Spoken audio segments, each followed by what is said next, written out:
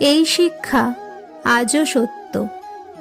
ব্যর্থতা মানে থেমে যাওয়া নয়, ব্যর্থতা মানে আরও ভালোভাবে প্রস্তুতি নেওয়া। অবশেষে এলো সেই দিন।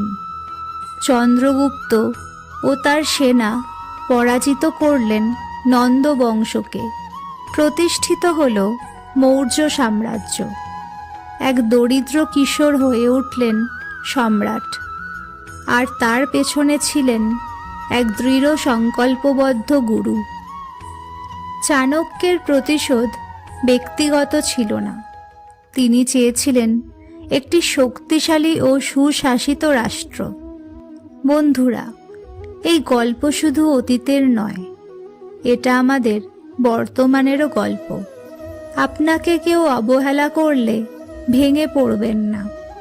সঠিক মানুষদের সঙ্গে নিজেকে যুক্ত করুন, ধৈর্য ধরুন, দীর্ঘমেয়াদী লক্ষ্য নির্ধারণ করুন।